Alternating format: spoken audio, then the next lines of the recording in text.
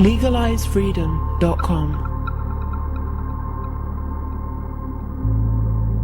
Why are we here? Where do we come from? Where are we going? From the nature of reality to the future of humanity.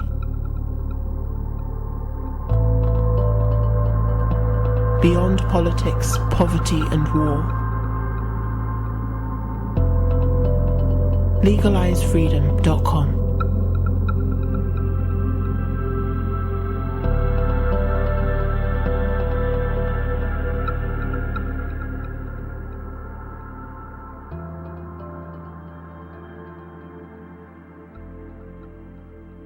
Greetings and welcome once again to LegalizeFreedom.com.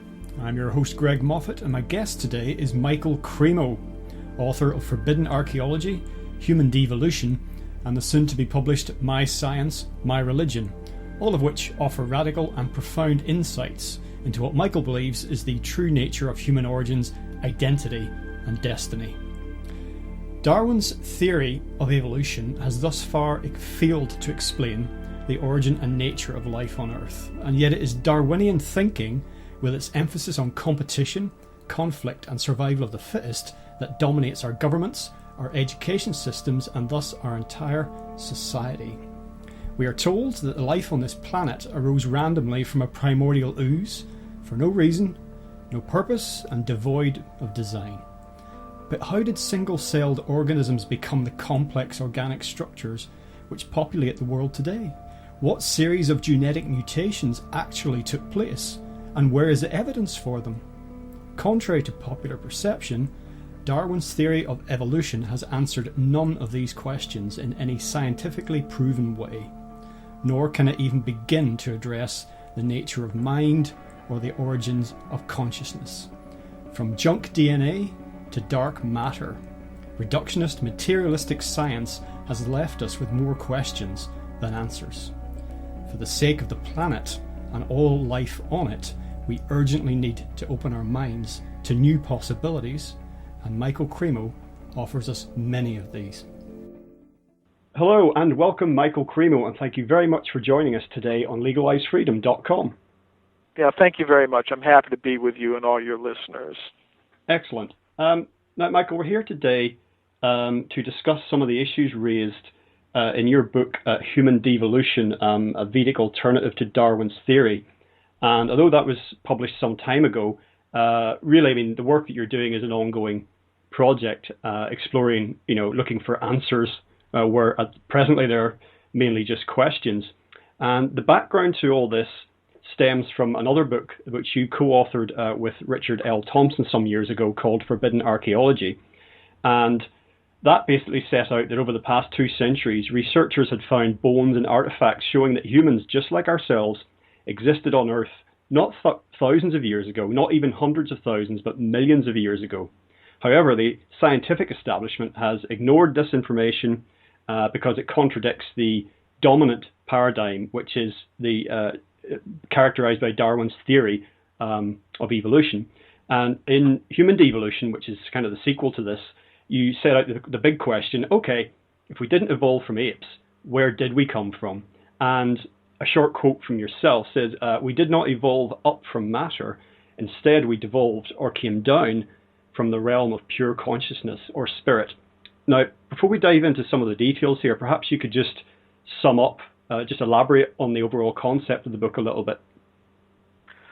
Well, the overall concept of the book, Human Devolution, is that we did not evolve up from matter, as most scientists now believe.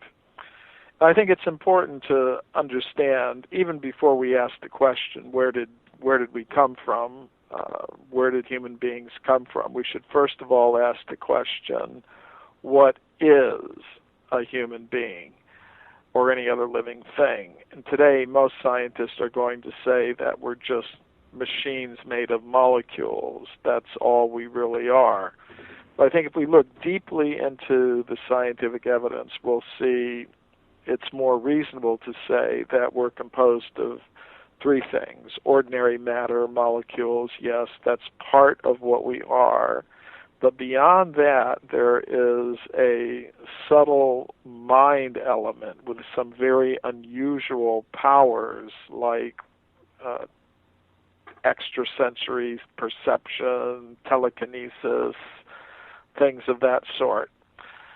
So, and then beyond that, there is the conscious self, which is beyond matter completely. So, when I speak of mind and consciousness, I don't mean temporary byproducts of bioelectrical activity in the brain. I mean real things with their own independent existence apart from matter. So I think it's important to establish that, first of all, that we're something more than just machines made of molecules. And once we've understood that, then it's easy to see that our origin is beyond matter. As conscious beings, we originally exist on what I call the level of pure consciousness. And it's possible to remain there, but if a conscious self descends from that level of pure consciousness into the world of matter, then it becomes covered by matter, and those coverings are what we call bodies. So that process by which the pure conscious self comes in contact with matter and becomes covered by matter is what I call devolution. We don't evolve up from matter, we devolve or come down into matter from a position of pure consciousness. So what I'm saying is that matter does not produce consciousness, but matter can cover consciousness temporarily. Mm-hmm. Now, all of this flies in the face of what I referred to a few moments ago as the dominant paradigm, which is Darwinian theory of evolution, which purports to explain life on Earth, its origins, how it came to be as it is, says a lot about where it's going, allegedly. However, what people often forget, is lay people, scientists, all of us, is that Darwin's theory is just that. It's a theory. It is not proven that this is how life on Earth came to be and quote-unquote evolved. The answers are not in. But we have in Darwin's theory of evolution a paradigm that is powerful, and it's very deep-rooted, woven throughout everything, all aspects of our lives and thinking, though we may not, on the surface realize it. So anything that questions this, and we see this in the media all the time, anything that calls this into question, however well-reasoned and however scientifically based, tends to get ignored, thrown out, vilified, and no doubt, I've read criticism of your ideas along these lines. So perhaps you could just explain why Darwin's theory is not what it purports to be. Well, first of all, I just want to say, if somebody honestly believes that the Darwinian theory of evolution is the best way to explain the origin and purpose of life, I respect that. In this sense, I respect the right of each individual to make up their own mind about these questions. But what I do object to is the Darwinist influencing governments to give them an absolute monopoly in the education systems around the world so that only their idea can be taught as having anything to do with the truth about the origin of life and the purpose of life. So that's what I object to. Not that any particular scientist or individual accepts the Darwinian theory of evolution. I think everyone has a right to make up their own minds about these things. But what I do object to is them using government to give themselves a monopoly in the education systems and scientific establishments so that there isn't any real diversity, and people really don't get a choice in the education systems. Any alternatives are forced to exist on the margins of society. So, that's what I object to. Now, if you ask me, well, why personally am I not a supporter of the Darwinian theory of evolution, I've got answers for that. First of all, a big part of their idea is that life comes from matter. Life and consciousness come from matter. They think that in the beginning there weren't any living things. There were just chemicals floating around in the Earth's early oceans and bodies of water. And they believe that somehow or other, some of those chemicals combined together to form the first self-reproducing organism. And this is something that you'll see in every biology textbook. You'll see it on countless scientific television programs. You'll hear that idea being promoted as the absolute truth. But the real fact is, no scientist today has ever shown exactly how chemicals could combine together to make up the first living thing. Nobody has explained exactly which chemicals combine together in exactly which way to form exactly what first self-reproducing organism. So the theory is in trouble right from the start. The second reason I object to it is that once you grant the existence of some first self-reproducing, single-celled organism, there is no real explanation of how you go from that first single-celled organism to creatures like human beings with complex organic structures. We're told it's happened by evolution, and by that they mean, well, somehow or other, some of these single-celled organisms started sticking together in multi-celled organisms. Exactly how that happened, nobody has really explained. But, they say it happened. And then they believe that at a certain point, these multicellular organisms start reproducing in sexual fashion, making use of DNA, genes. And they think the DNA, the genome, contains information that specifies the structures that will develop in an organism.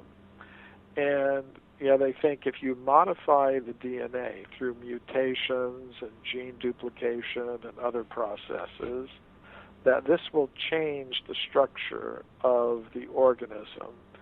And say, for example, if you want to explain, well, how did the eye come into existence?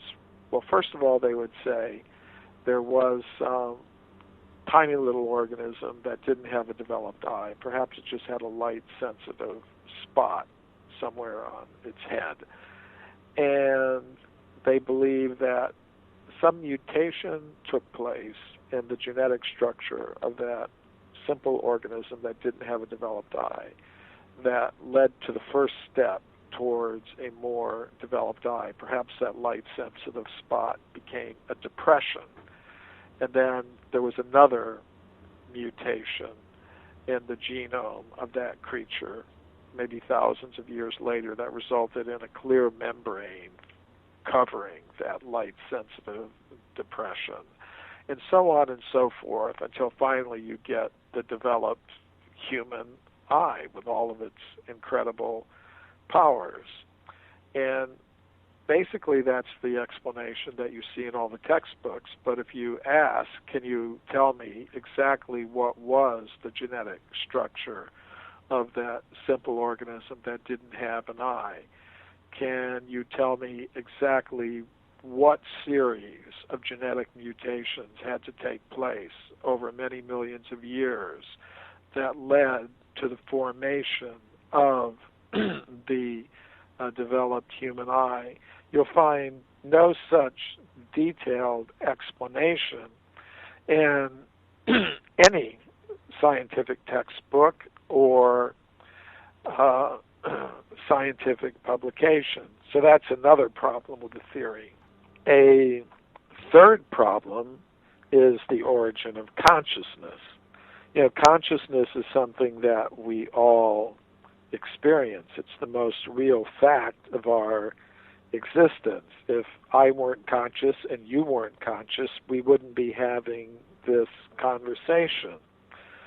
So no one has explained exactly how consciousness arises in organisms. They would say, if you organize the molecules in the brain in a sufficiently complex way, it generates consciousness.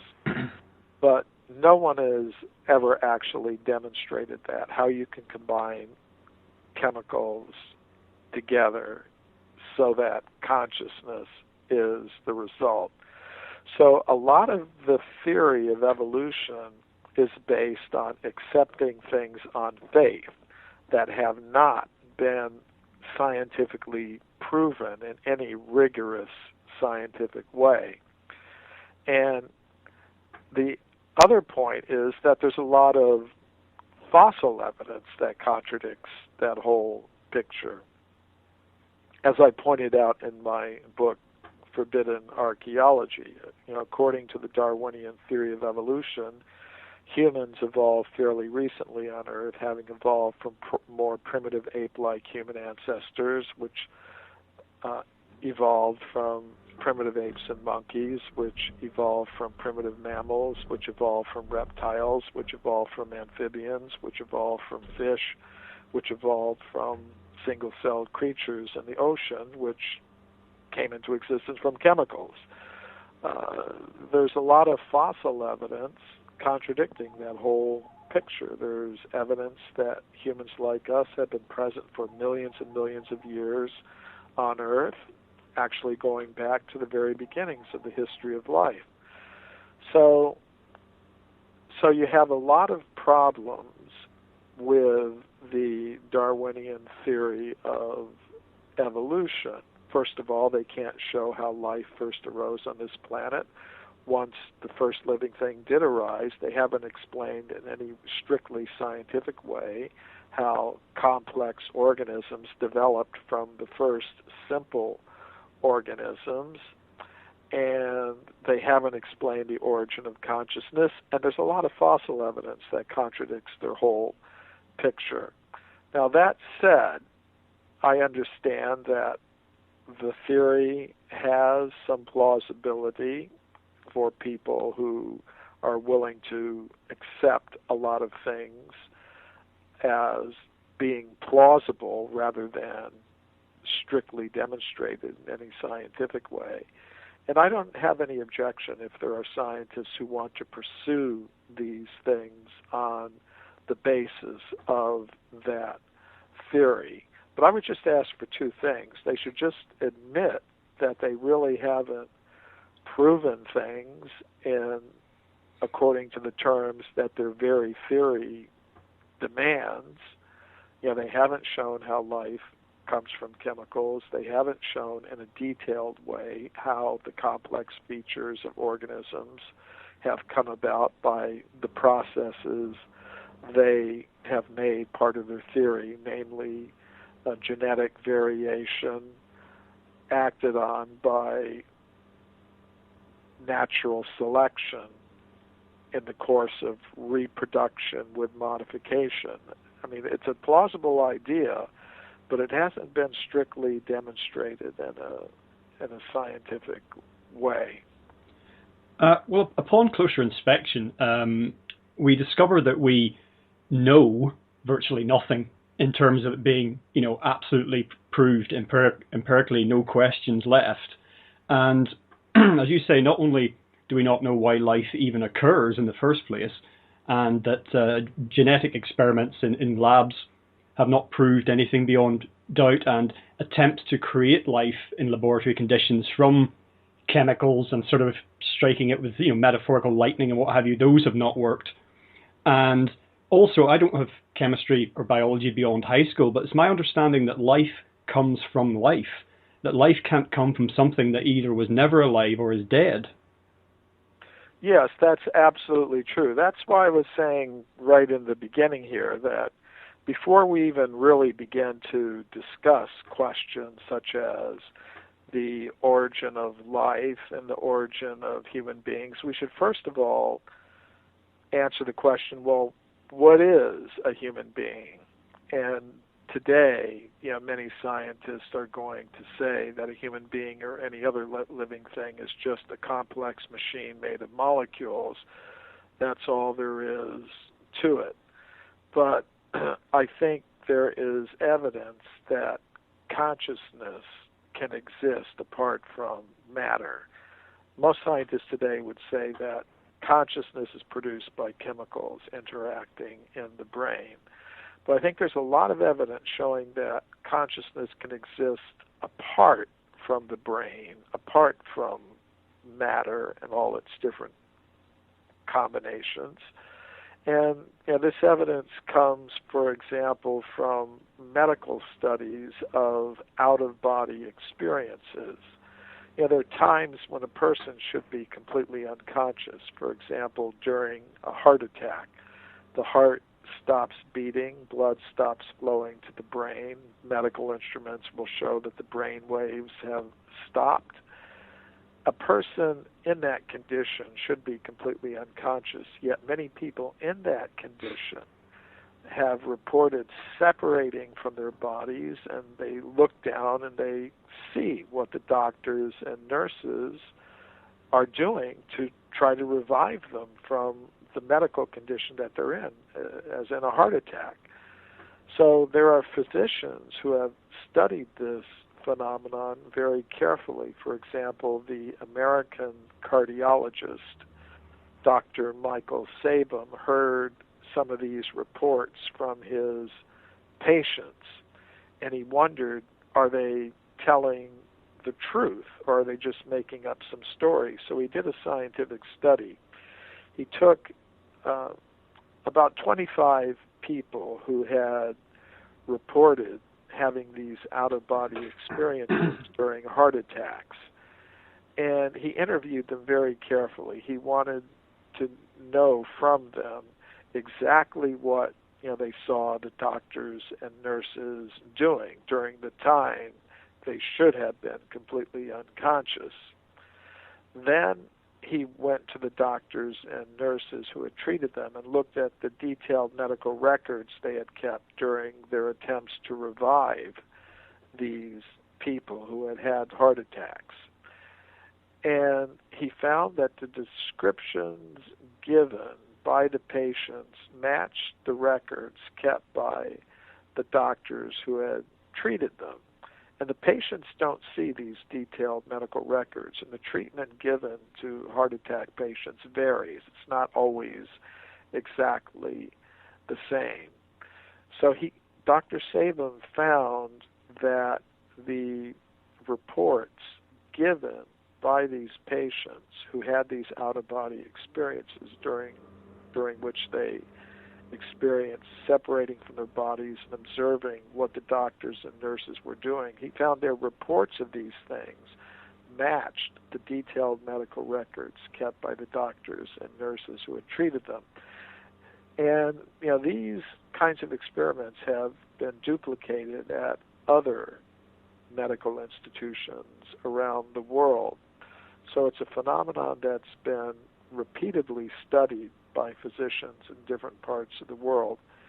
And I think the conclusion is that during these times of crisis, the conscious self can separate from the brain, separate from the body, and then re-enter the body. And there's a further body of evidence that shows that not only can the conscious self temporarily separate from the body and then re-enter the same body, but it can transfer to another body. Of course, this brings us into the realm of reincarnation or transmigration of the conscious self from one body to a new body.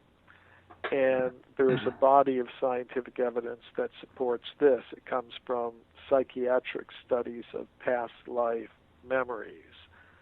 For example, the psychiatrist Dr. Ian Stevenson from the University of Virginia Medical School studied thousands of cases of past life memories reported by young children. He liked studying reports from young children because an ordinary person, an older person, might be able to go on the web and gather enough information about some departed individual to put together a convincing past life memory. So these young children, 3 years old, 4 years old, aren't liable to do that. So in over 800 cases, Dr. Stevenson and his co-workers were able to verify the existence of the person the child claimed to have been in a past life. So this, to me, is further evidence that the conscious self is non-material. It can survive the death of the material body. It can enter a new material body. And then, of course, we have to ask, well, where did it come from originally? And I think the answer is that it comes from a reservoir or level of pure consciousness. I don't think that's unreasonable to suppose. If this conscious self is not produced by combinations of chemicals, if it can exist apart from the brain, apart from the material body, then I think it's quite reasonable to suppose that it comes from some non-material level of reality. So that is the basis of my concept of devolution. I think it's possible for a conscious self to remain on that higher level of reality, but the ruling principle of that higher level of reality is, I believe, love. Love for the source of all conscious beings, love for all other conscious beings, unselfish love. If a conscious self becomes egotistical, selfish, it can no longer exist on that level of pure consciousness. It would disturb the harmony there. So it's given another field of activity in which it can act out its selfish desires. And that field of activity is the world of matter. And here we observe two types of conscious selves in the world of matter. We see one type of conscious self that's getting deeper and deeper into selfishness and greed and anger and conflict and domination and control and exploitation of matter and other conscious selves. Then there's another type of conscious self that is trying to go back to its original position. It's trying to understand, I am a being of pure consciousness.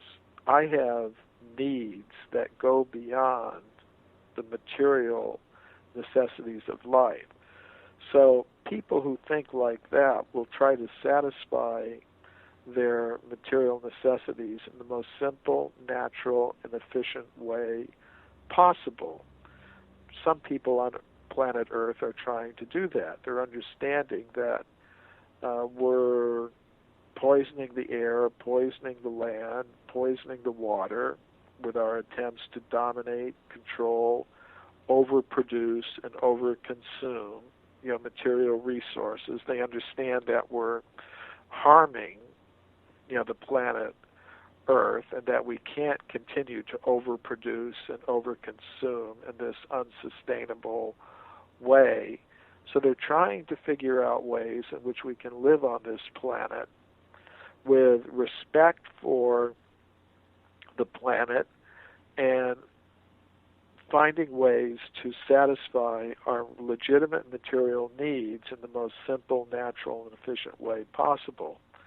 And further than that, they understand that not only am I a being of pure consciousness, but all others are ultimately beings of pure consciousness, and we're all related.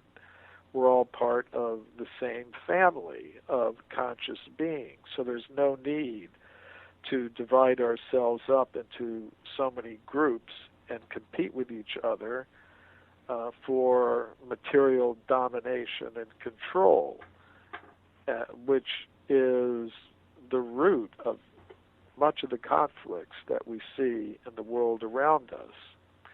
I don't think we have to look very far to see that there are unacceptable levels of conflict among individuals, among classes, among races, among genders, among nations, among religions. There are unacceptable levels of conflict. I think there's a healthy level of conflict, as we sometimes see in sporting events and things like that. Little competition is nice, but it's reached unacceptable levels, I believe, and part of it is this, what's underlying this is the conception of the self that it is being communicated to people by the supporters of the Darwinian theory of evolution, who have monopolies in all of the education systems in most countries of the world. What they're teaching people is that we're machines made of molecules in competition with each other for survival. So I think this is what underlies a lot of the world's environmental crisis, this idea that we're machines made of matter in competition with each other for survival. That supports a culture of overproduction and overconsumption of material things. I think it also underlies our financial crisis, because everyone is trying to maximize their financial benefit at the expense of others, and some people are taking unfair advantage of the financial systems to benefit themselves at the expense of others, and millions of people suffer from that. And then this idea that we're in competition with each other for survival, I think, underlies a lot of the conflicts that we see on all levels of human society today. So I think if we're going to find solutions to the world's problems, the environmental problems, the economic problems, the problems of conflict in the world, we're going to have to go right back to our concept of self, because it's from our concept of self that we develop our goals, our aspirations, our plans, and things like that. For example, if I think I'm an American man, then I behave like that. I set my goals in relation to that. I make my politics in relation to that. So the supporters of the Darwinian theory of evolution, through the monopoly they now have in the education systems around the world, are able to dictate to people their concept of self. Think as a famous English evolutionist, Richard Dawkins, has said, we are survival machines. We are robot vehicles blindly programmed to preserve the selfish molecules known as genes. it's a very materialistic concept of the self, based on the idea that we're just purely material products, and we're in competition with each other for survival on this planet. It's a concept of self that feeds into this whole project of overproduction and overconsumption of material things, underlying a whole worldview of competition and conflict and division. So I think if that's going to change, we need a new concept of self, being taught in our education systems. What if people were being taught we're all beings of pure consciousness, we're all related to each other, we have needs that go beyond material needs? I think we would find a much more balanced human civilization, free of the unacceptable levels of conflict and violence that we see in the world today, free of a lot of the financial problems and free of a lot of the environmental problems that we see around us today. Now, are you encouraged by the breakdown that's occurring at the barrier between science and spirituality? Because it's something of a false duality that didn't always exist. It's relatively recent. But where those are starting to blur now, we're hearing a lot that relates to and points us towards new developments in thinking about the relationship between matter, mind, and consciousness. Yes, I am very much encouraged by that. Actually, my latest book, which is going to be released in November, is called My Science, My Religion. It's a collection of 24 papers that I've presented at major international scientific conferences around the world, in which I address, this question. And if we actually look at the real history of science, we'll see that the kind of separation that many people today want to make between science and spirituality, it's a false duality that hasn't always been there. Many scientists have drawn their inspiration from spiritual concepts, and there are historians of science like John Hedley Brooke from England. He's and some of his co-authors have written a book called Science and Theistic Context, where they examine the history of science and find that religion has not only motivated scientific research and theories, but has formed an actual part of them.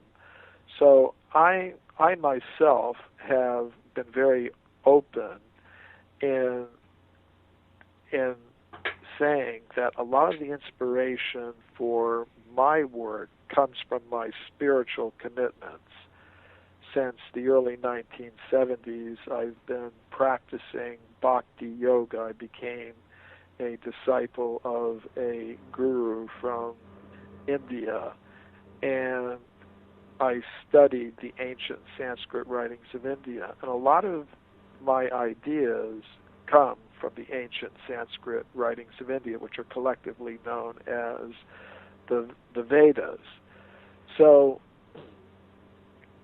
now I do think that in the scientific arena,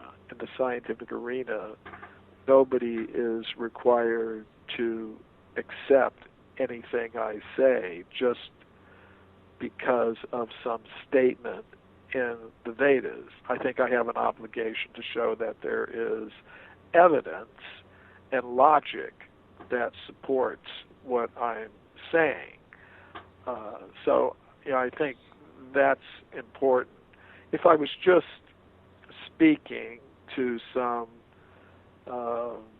sages in the Himalayan mountains, maybe I could just give them a statement from the Vedic literature and they would accept that as evidence.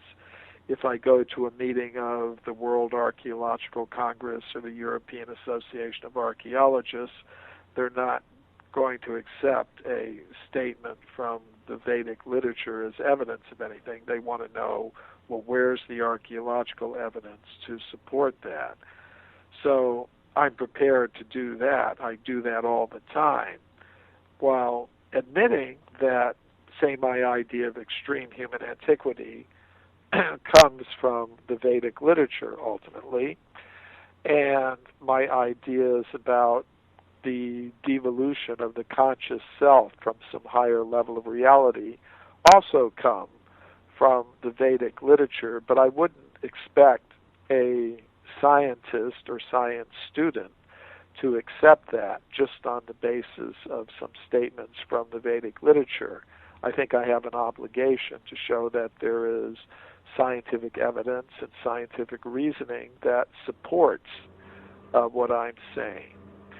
So it's,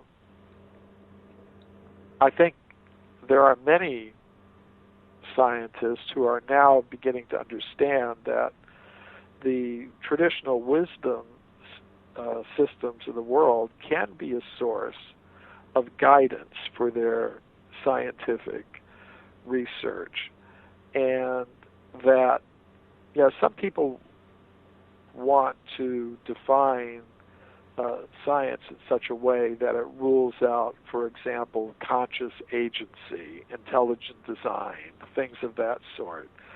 But I think a scientist should be open to all possibilities. I think a scientist should be very interested to know whether or not there's some intelligence involved in the origin of the complex structures that we see in organisms all around us. I don't think it should be, such a possibility should be ruled out in advance, which is what some scientists try to do. They try to say, well, science is a game, and one of the rules of the game is you can't invoke intelligent design. You can't bring in non-material substances. They try to make rules like that for the game of science.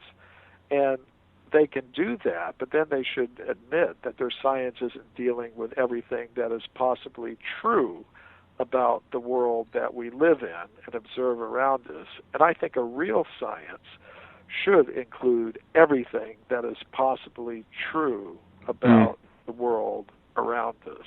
Well, we have categorizations of things now in science, such as junk DNA and dark matter, which are basically ways of saying we've got no idea what this is or what it does. So, as you say, scientists quite often are not dealing with all of reality, with all of the materials that are there that could feed into an equation, into an explanation of what's happening, who we are, where we come from, and what have you.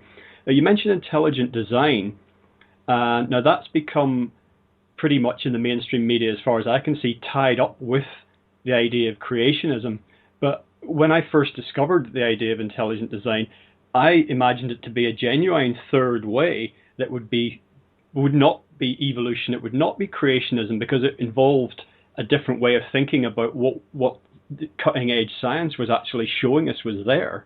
And that intelligent design, I think a lot of people, because it has become associated with creationism, they may come to some of the concepts in your work and be a bit uncomfortable at first. But as you said a few moments ago, you're talking about your obligation to show people there is actually something to this, and you're not ducking the big questions regarding your work. And also, as you admit in the book, Human Devolution, not pretending to have all the answers by any means, but if we accept that the explanation, the mainstream reductionist scientific explanation for who we are, where we come from, where we're going, doesn't stack up, then we should at least be asking questions about what the alternatives might be. Yes, and as I said, I don't object if somebody is an evolutionist. I don't object if they're a creationist. I don't object if they're a supporter of intelligent design. I think everyone has a right to give their opinion about what the real truth is. And even if, you mentioned the word creationist. I think even a creationist has a right to give their opinion as long as they justify it scientifically. And people may not agree with them, that's fine, as long as they're fighting it out or conducting the discussion on the basis of what evidence and logic supposes. Now, they may be demonized by a lot of people in society, but I think they've got a right as well. And here's another thing. As I said, I respect the right of each individual person, each individual scientist to come to their own conclusions about these things, what makes best sense to them. So I think no one group should be allowed to take over the machinery of the education system and use it to promote only their own idea. I don't think the Darwinists should be allowed to hijack the tax-supported education systems all over the world to promote only their idea in the education system. I think there should be diversity in the public tax-supported education systems. There's a lot of diversity among scientists. It's a fact that today most scientists accept the Darwinian theory of evolution, but there are some scientists who are proposing alternatives, like the supporters of the intelligent design theory, and there are even some Christian creationists and other types of creationist scientists. They're in the minority, extreme minority these days. But I think they should still be represented in the textbooks and classrooms of the public education systems. I think the proper thing to do would be give the supporters of the Darwinian theory of evolution the majority of pages, let's say 95% of the textbook pages in biology. But in some small part of the textbook, it should be mentioned. And although most scientists support the theory that's just been outlined in these 95% of the textbook pages, there are some others, a minority, who are proposing different ideas, and here's what they are. They should be presented in a neutral, objective way, along with the evidence and logic that the supporters of the alternatives present to support their ideas. And then let the students make up their own minds about these things. I think that is the fairest thing to do in societies that consider themselves democratic and free. For example, we wouldn't tolerate the government telling us we could only buy one sort of car, or only watch one television station, or only visit one official website where everything is presented for us. We wouldn't tolerate that, but somehow or other, right now, we're tolerating the governments through their education ministries, telling us that we can only learn one idea about the origin of life. It's not, and when we know that vast numbers of people have different ideas about the origin of life. For example, in the United States of America, over 80% of the people don't accept the Darwinian theory of evolution as it's being taught by its supporters in the tax-supported education system. About 50% of the American people support, some other idea, and that's based on creationist principles. Then there are about 20% of the American people who think, well, there was evolution, but it was guided by God to produce human beings, which the supporters of the theory just reject totally. They don't think there was any kind of guidance. They think evolution is a totally random process. And then there are about 10% of the American people who accept the Darwinian theory as it's taught by its supporters in the education system. And then there's 10% of the people who just don't care one way or the other. And so I don't think it's fair for the government to take tax money from all those people who have different ideas about the origin of life and give it to one group of people to promote only their idea through the education system. I don't think that's really proper. Now, I think a diversity of ideas should be represented.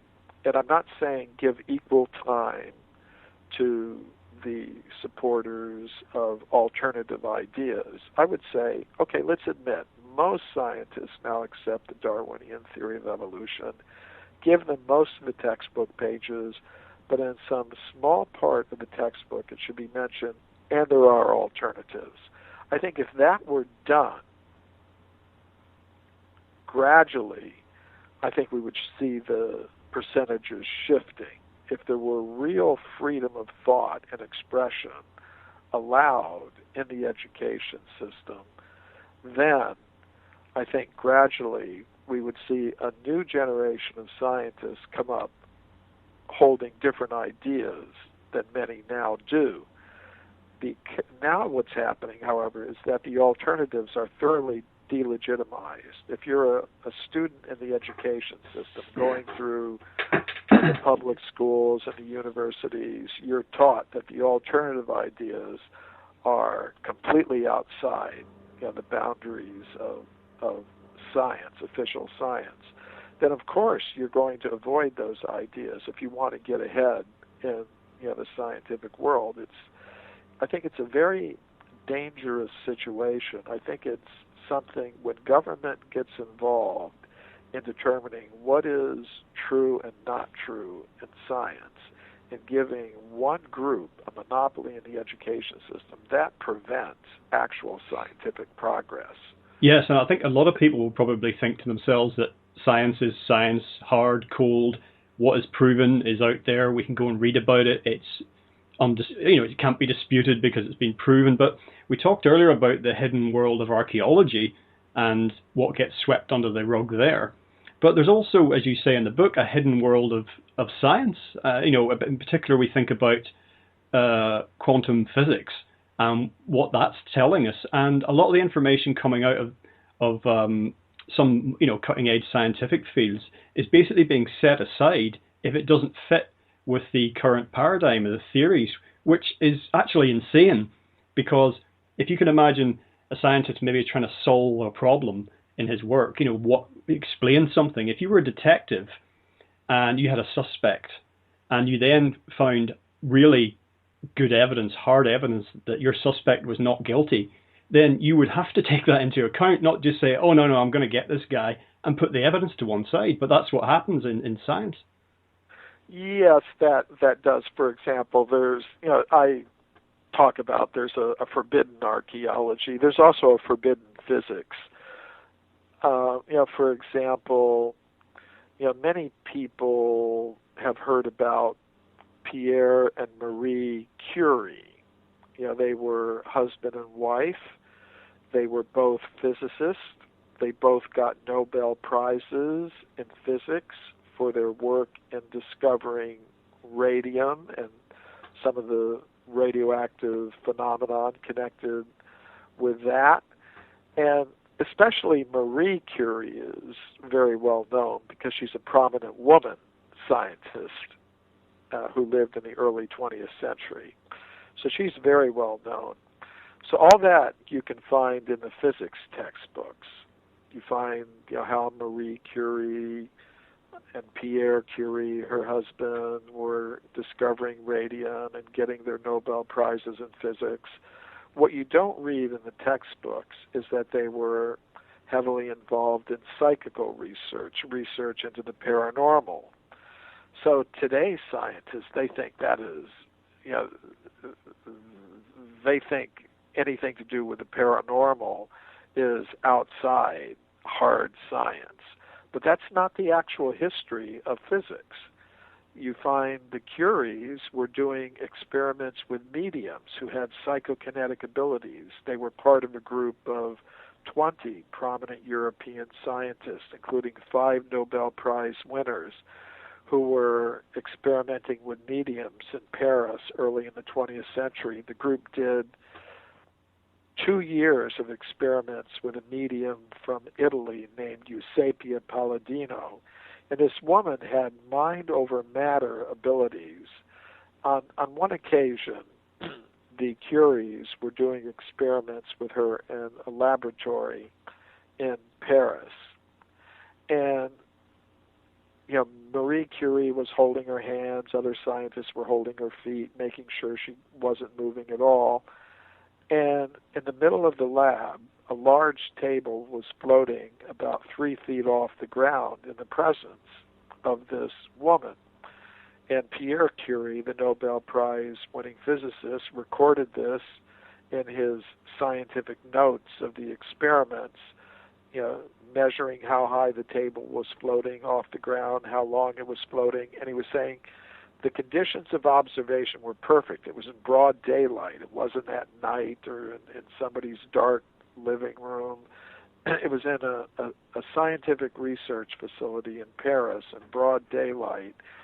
And after 2 years of experiments like this, he concluded these things are real and they absolutely have to be taken into account if we're going to have a complete picture of reality. So I think we need to have that complete picture of reality. We can't have a real science if scientists are going to exclude whole categories of facts that prominent physicists like the Curies, for example, observed. So it's there is a process of knowledge filtration going on in the world of science, in archaeology, in physics, in cosmology. So I think if people were aware of the whole set of facts, they would come to different conclusions about the nature of reality.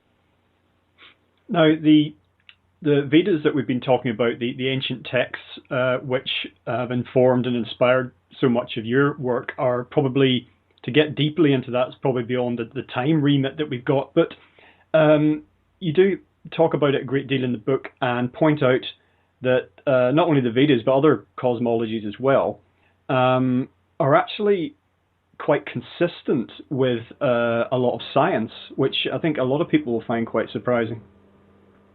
Yes, I think if you look at cosmologies of traditional wisdom systems, which I've done, in my book, Human Devolution, I have a chapter which is a cross-cultural study of cosmologies. We'll see they have many common features. For example, most of them have the idea that a human being is a combination of matter, mind, and consciousness. They all tend to have an idea of a conscious self that can exist apart from the body. They all tend to have an idea of a mind that has some paranormal types of abilities. They all have concepts like that. And they all have a concept that we exist in a multi-level cosmos. We're part of a cosmic hierarchy of beings. And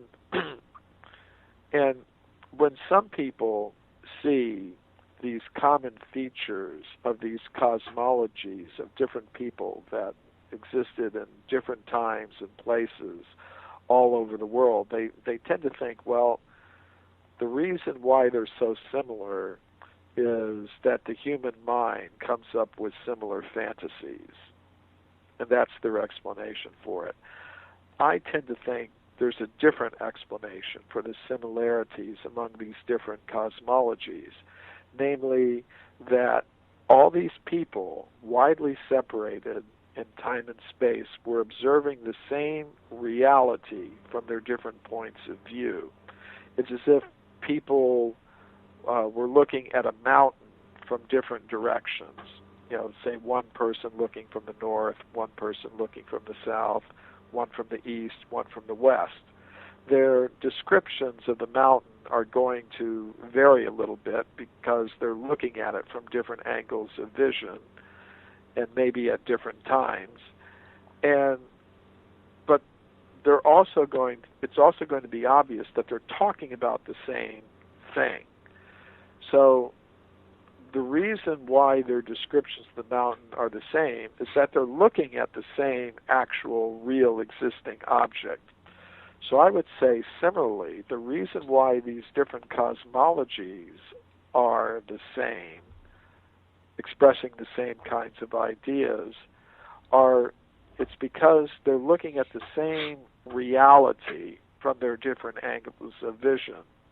And in my book, Human Devolution, I give scientific evidence that backs up what these ancient cosmologies are saying about us and the universe that we live in. I think there's scientific evidence that we are a combination of matter, mind, and consciousness, or spirit, if you like that word. I think there is evidence that we are part of a multi-level cosmos that's inhabited by other types of beings. Even many prominent scientists are involved in the search for extraterrestrial intelligence. I think Stephen Hawking last year said, yes, there's life elsewhere in the cosmos. There's a lot of research in cosmology going on now, trying to find habitable planets and other solar systems in different parts of the universe. And I think the reason why is because they suspect there may be intelligent life there. And I think that's true. I think we're part of a whole cosmic hierarchy of beings, as the ancient cosmologies tell us. So I think science is kind of gradually moving in that direction. Well, then you come to the question, is the universe itself a creation of consciousness? And that reminds me of a little circular thought that I used to have as a child, which is, if the universe, is it infinite? And if so, how can anything be infinite? And if it's not infinite, then what's beyond it? And basically that boils down to the question of what the ultimate source of anything is, of reality, of anything. It's just, what is the source? Well, yes, and I think we have to look at ourselves. We see that we are conscious, we're individual, we're personal. I think that suggests that our source must also be individual, conscious, and personal. So I think there's personality behind everything, really. And as far as the nature of this universe that we live in, I think it's something like a virtual reality system. Some people are familiar with, virtual realities, computer-generated virtual realities. You can put iPhones over your eyes and just be part of a whole virtual reality system generated by computers. Or even in a more simple way, we could say when we go into a movie theater, a cinema, to look at a film, we're entering a virtual reality system.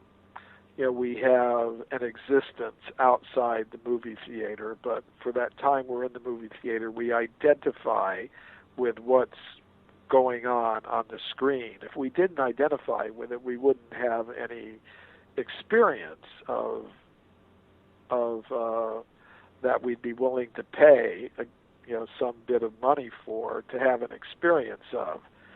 For example, if I identify with the hero in the film, then when he conquers, I experience some happiness. When he's put into danger, I feel fear. When he meets his beloved, I feel wonderful, like I'm meeting my beloved. If I didn't identify with it, then I wouldn't experience anything. Nothing worth paying for anyways. So I think our universe is something like that. It's a virtual reality system that we've been put into, and we identify with it, and therefore we experience certain things as part of this, virtual reality system. But we actually have a life outside of it, just like we have a life outside the movie theater. So, as beings of pure consciousness, our real existence is outside this virtual reality system of the material world. I think back in the 80s, there was a band called Police. They had a song, "We Are Spirits in the Material World." I think that's the actual truth of the matter. And I would say that our purpose in life is to wake up to our real existence outside this material level of reality. And there are just different systems of yoga and meditation and contemplation that are meant to help people do that, but we've kind of gotten distracted from that because of the materialistic emphasis in today's education system, which makes us focus on just being a good producer and consumer of material things, so that we're there to buy the latest iPad or smartphone or whatever. And now all that stuff can be used for a higher purpose, but if we simply get caught up in the process of producing and consuming more and more material things, and we think that's the only purpose of life, then I think we've missed out on the actual higher purpose of human life. Yeah, well, just in case anyone's missing this, you're talking about the meaning of life, something that seems so vast and incomprehensible, or at the same time, perhaps, such an empty question, because, life is meaningless. Science would have us believe, we evolved randomly for no reason from some mud, and we'll return to darkness and nothingness when we die, and that's it. You're talking about the purpose of human existence. That's nothing less than the meaning of life, essentially to re-evolve. Yes, but everyone has to make their decisions about these things. I can't make the decision for anybody. If somebody actually prefers to believe, well, I'm just stardust, I'm just a combination of molecules that eventually is going to disintegrate, and that's it. Well, then everyone has to accept the results of their choices, their intellectual choices. So I have made a choice in my personal life, and I don't think it's founded on belief or fantasy. It's based on the most real thing that I am confronted with at each second, namely that I am a conscious being. And that consciousness persists, even though my body has changed throughout this whole life. I once had a baby's body, now I have a body that's much older and developed, and my consciousness has remained the same. I can recall when I was in that baby's body. I can recall all the changes my body made of matter has undergone, but I am still the same conscious self. It persists, and I think it's going to persist beyond the final change of this material body. And I have a sense of that. I have a sense that I have existed before I entered this present material body. There's a sensation that many people have called deja vu, that I have been in this world before, in another body perhaps.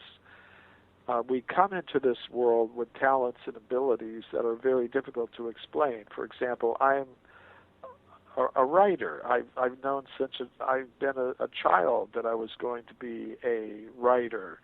My mother tells me that when I was 2 years old, she would give me alphabet soup and I wouldn't eat it. I would just spell out words in the bowl.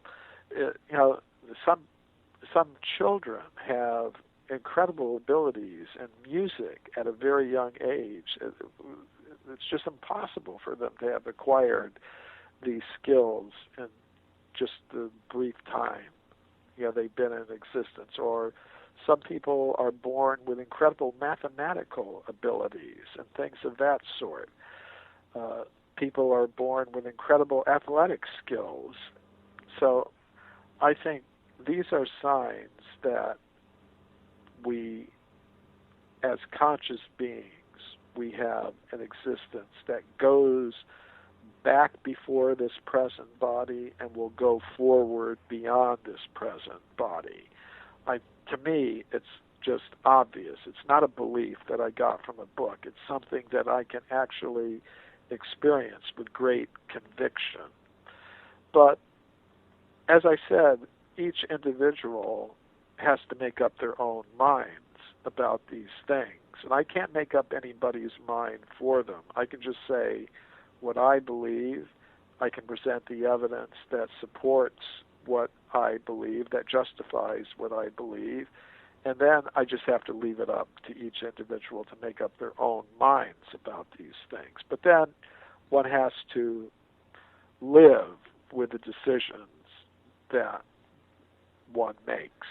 Yes, and I think that's very important. It's not. We've got enough people and enough organizations in the world telling us the way things are, and if we don't believe it and don't accept it, we're crazy or dangerous even, and we don't need any more of those. I mean, as we sort of come to a close for today, I want to ask you about another one of the, you've already touched upon it, one of the great central themes running throughout human devolution, and that is the idea that some of us, we've relinquished our connection with the source, and this is how we've come to be in this realm of matter. And I read that section with some sadness, because I thought, why would I, just as an individual, why would I want to relinquish the connection with source?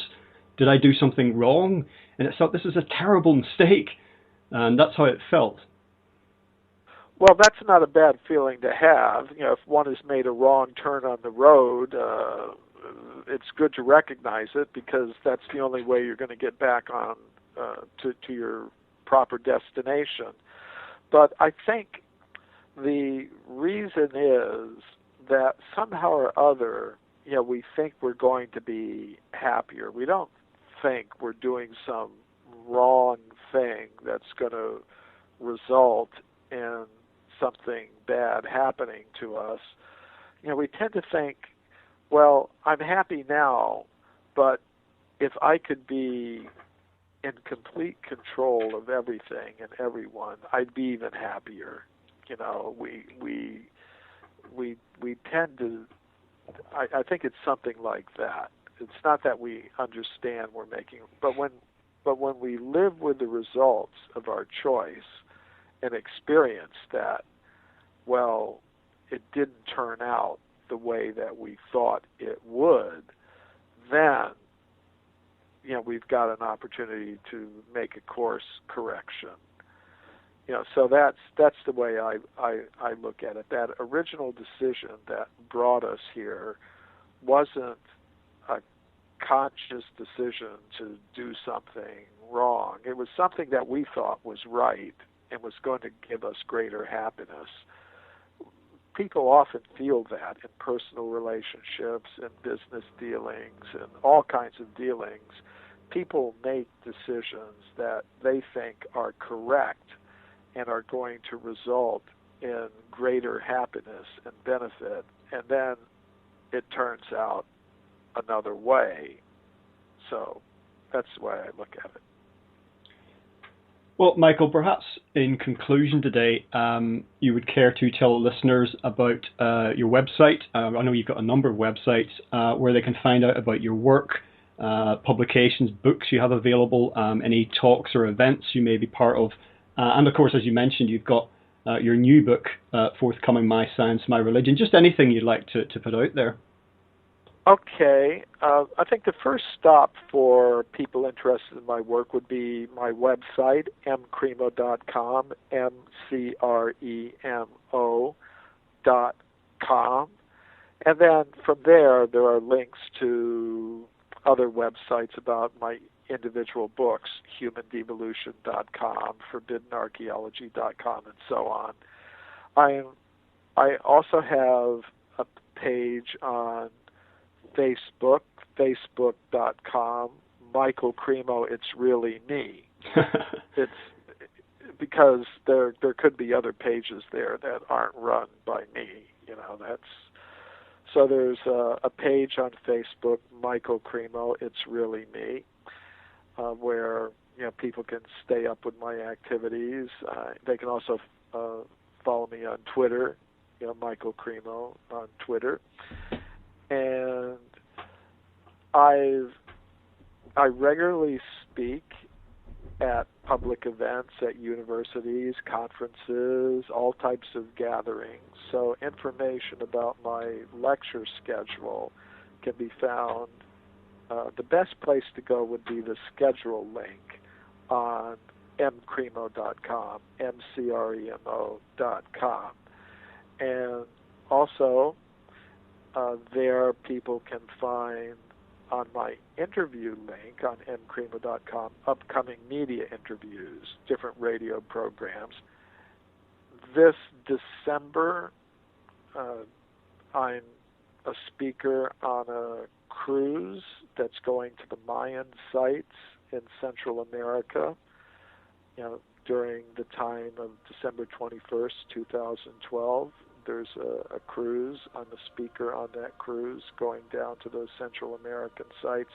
I'll be talking about the Vedic time cycles as they relate to the Mayan time cycles. So information about that can be found on mcremo.com. Excellent. Well, Michael Cremo, thank you very much for joining us today on legalizefreedom.com. You're welcome. Nice to have been with you and all your listeners. Well, that's it for another week. As always, thank you so much for listening. If you enjoyed the show, please check out the website where you'll find an archive of programs on many equally fascinating topics. It's legalize-freedom.com. You can spell legalize with an S or a Z, I don't mind. Until next time, I'm Greg Moffat, and you've been listening to legalizefreedom.com.